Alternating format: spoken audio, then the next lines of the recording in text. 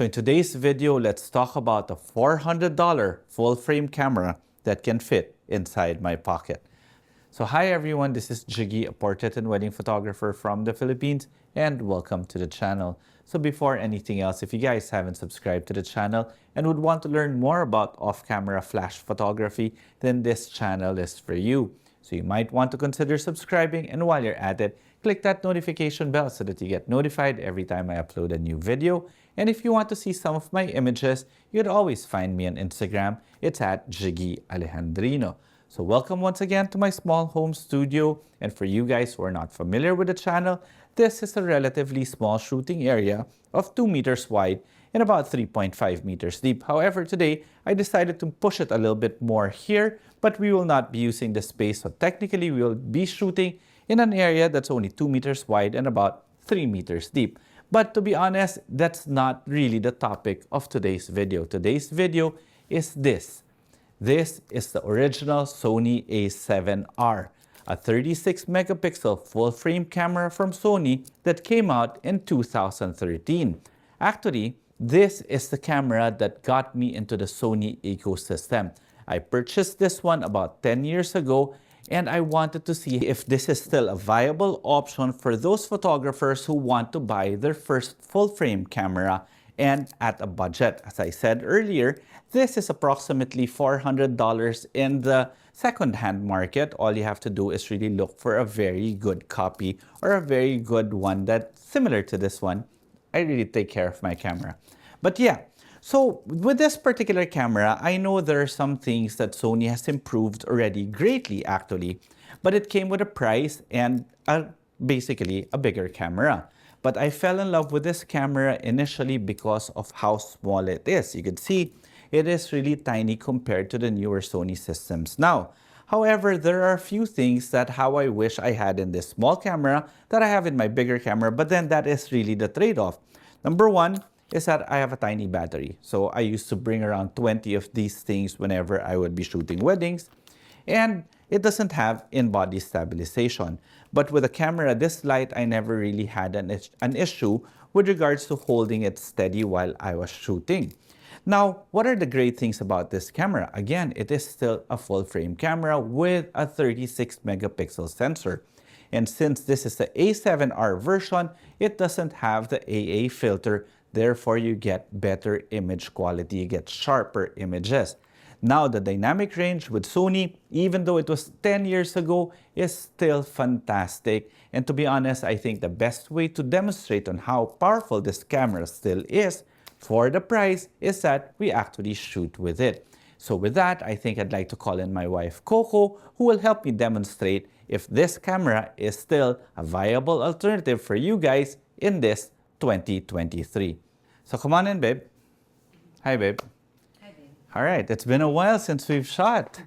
So I have my camera here mounted, of course, on my Benro. This is one of the newest additions to the studio, which I love. It's a geared head, so it's very easy for me to actually get that perfect composition.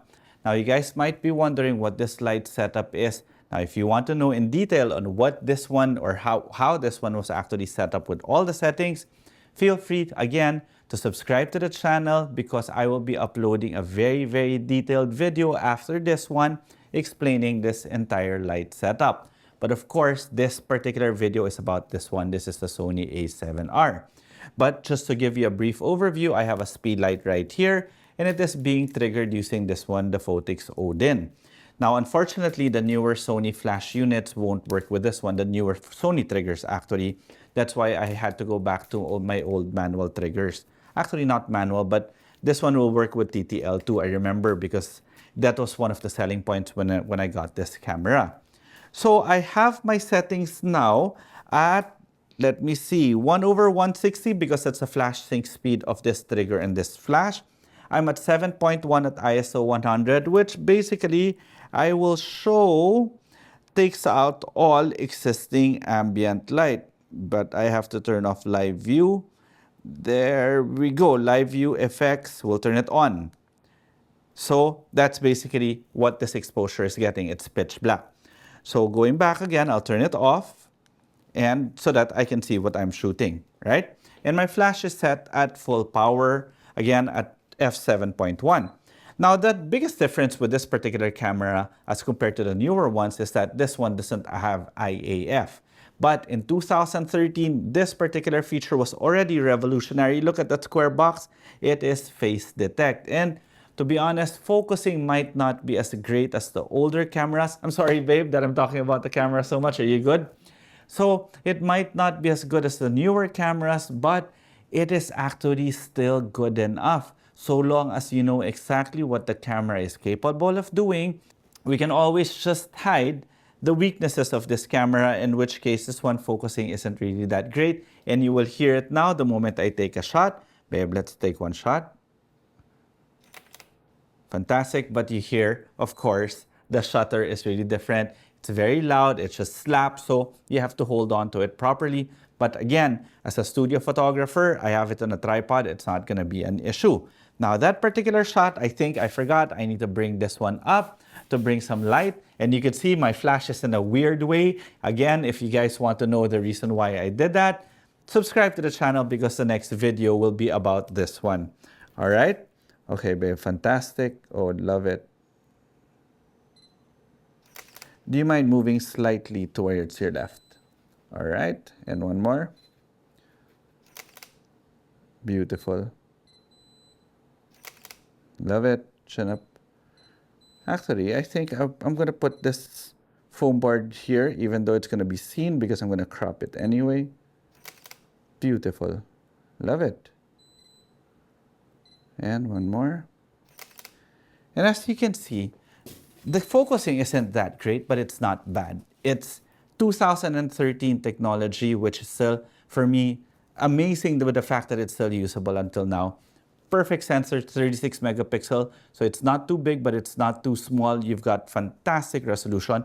And honestly, I think, you know, you guys might be asking, why don't I compare it to the newer versions like the A7R5? Well, to be honest, it's going to be so unfair. The most important thing is you guys, what you think of the files from this one, which I will show you now. So let's go. All right, so here are the raw files. I'm going to show you the raw file, as in the real raw file. Nothing has been done to it yet. So Command R brings up the raw files here in Adobe Bridge. Let me zoom in. This is already at, there we go. This is almost at 400%. Look at how sharp those images still are from a 10-year-old camera that resells now for about $400. Given, of course, I use a fantastic lens, I use a 51.2 GM. But if the sensor couldn't handle the quality of the lens, we still wouldn't get images as sharp as this one. Look at that.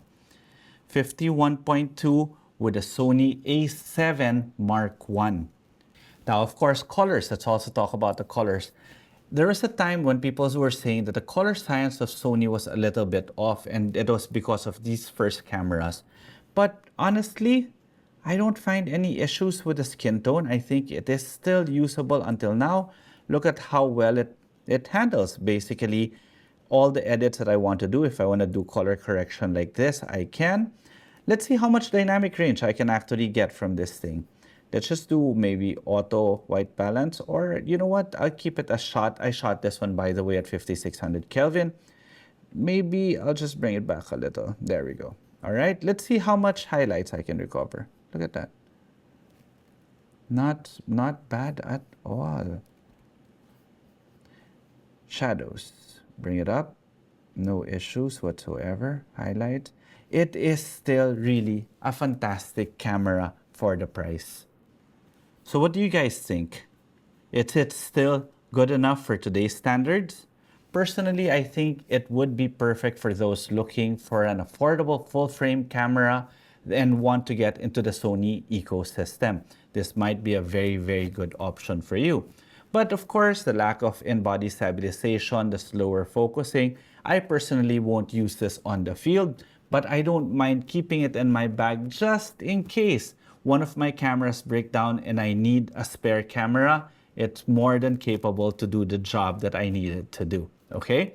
So if you have any questions or comments with regards to this video, feel free to leave them in the comment section below. And I do hope that you enjoyed this video. And if you did, subscribe to the channel and click that notification bell. And of course, if you want to see more of my images, you could always find me on Instagram. It's at Jiggy Alejandrino. Okay, till the next video.